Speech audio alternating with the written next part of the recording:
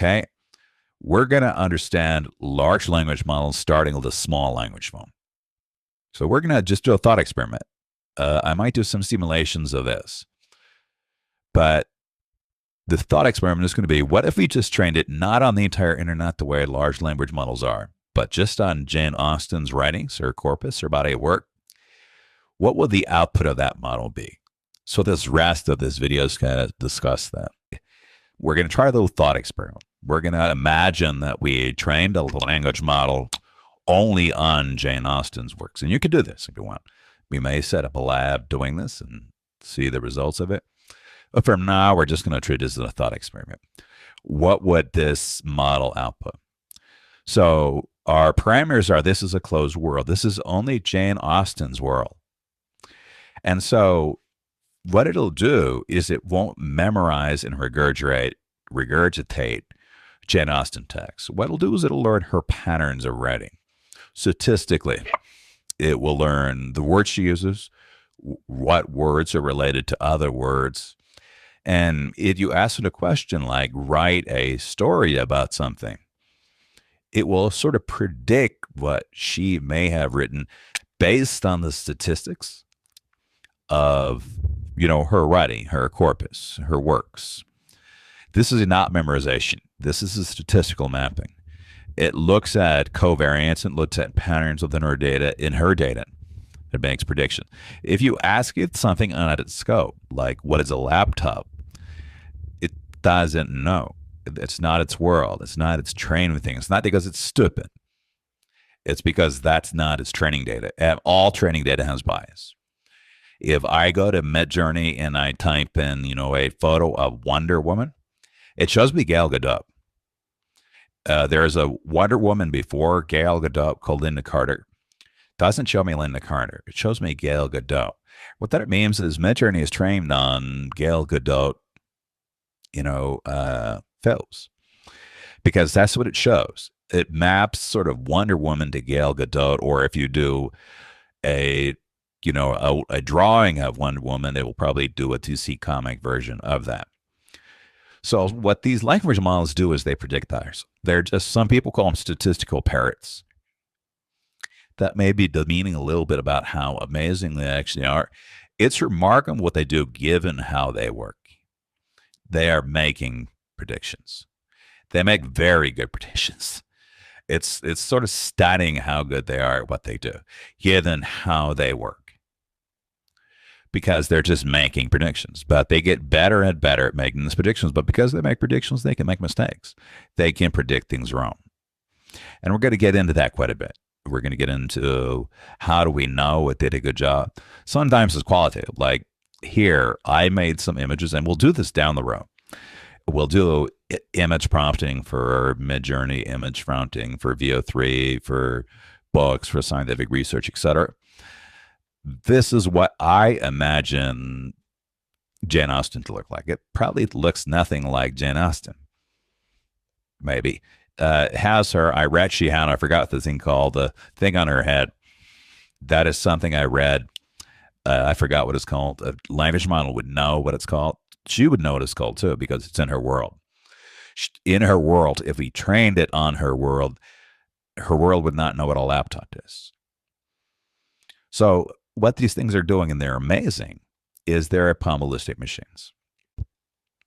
If trained on Jane Austen data, it gets sort of the probabilistic estimates, the covariance of what Jane Austen might have written. There's not a database. We're not looking up and following her text. We're sort of generating a novel thing that she may have written. And they're remarkably good at this. They're remarkably good at, I'm not a super expert in Jane Austen. The way you would evaluate that, can it write like Jane Austen, is you get Jane Austen experts. You would generate text and ask them, well, does the scene feel like Jane Austen? If they're real experts, they would know everything she wrote, so they know that she did not write this. But if you sort of knew Jane Austen and knew her feel, a test would be, could you tell sort of generated Jane Austen from real Jane Austen? And that's a turn test, which we'll talk about a bit, mini turn test. We'll get into that in this video. What the essence of this video is these are statistical machines. They learn patterns. They don't do lookup. They don't do linearization. And our next video, we're going to talk about, okay, this is just the Jane Austen world. What if we take them to the internet world? A scale, the entire internet. And that's what these quote unquote large language models are. So when we use the word large, we're talking about big data, like internet scale data. Data which it cost, 10 million, 20 million to train, just from the computing power to train the models. But you could train your own Jane Austen model. I don't know how much she has written, but in computer worlds, she hasn't written that much compared to what a computer can handle. Even if she's written 1,000 books, which I don't think so. I think it's maybe like 10 text stuff, whatever. I don't know. I'm not an expert in that. You could definitely train a model on Jane Austen's corpus. We may do that as a experiment in this class. Technically, a project you could do if you're a student in this class. And it would be limited to the Jane Austen world. I'm certain that she'd never use the word laptop or hip hop or, whatever, or, stuff even out of her world in England. And so that's not in her world. But her patterns of writing, it's going to learn. It's going to learn her style of writing from the statistical covariance of the patterns. And the big language models, the large language models, will do this at an internet-wide scale. It'd be interesting. You could ask a large language model to restrict yourself just to Jane Austen's world. It'll try its best. That it'll probably creep in some stuff that wasn't in her world. You couldn't really get a large language model to truly be her world unless you only trained it on data from her time. Right now, you can go to Claude, Gemini, ChatGPT, and say, restrict yourself only to Jane Austen's universe and answer these questions. It'll know its best. It'll try.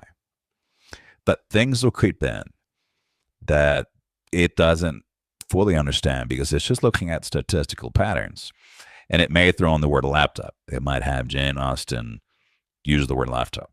If you trained it purely only on Jane Austen data from scratch, it just doesn't know that exists. So it's not going to predict that because it's not in its training data.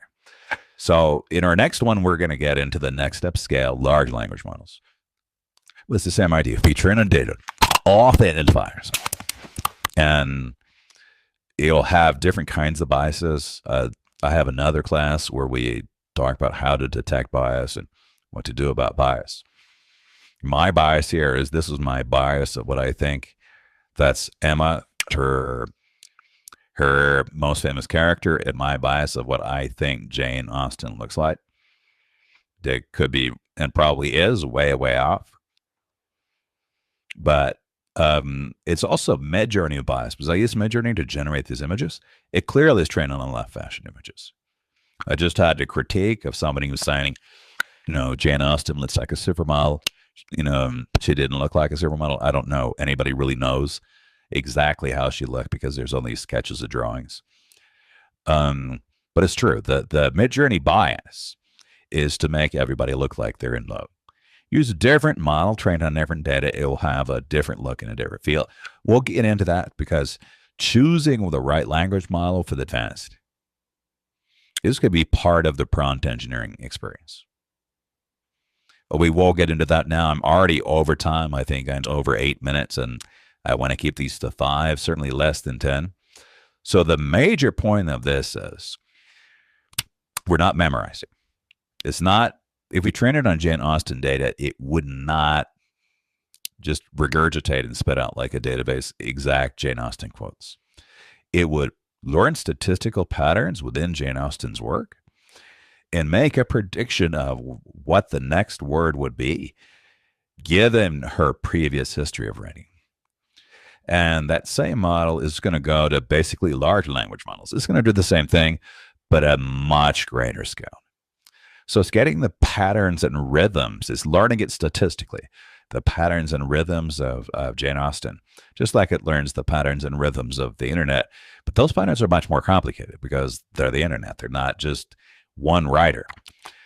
And so if you wanted to truly do a Jane Austen generator, you should probably limit it to Jane Austen data, which you can do. It's not that much. about the idea. Again, the idea of this video is not memorization. It's not just looking up and spitting out something.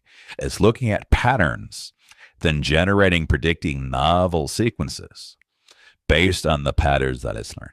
Okay, that's it. We're almost at 10 minutes. I think at 10 minutes right now. So I'm just going to cut this. The next one, we're going to talk now about the next scale, large language models, which do the same thing, but now at scale. Okay, take care.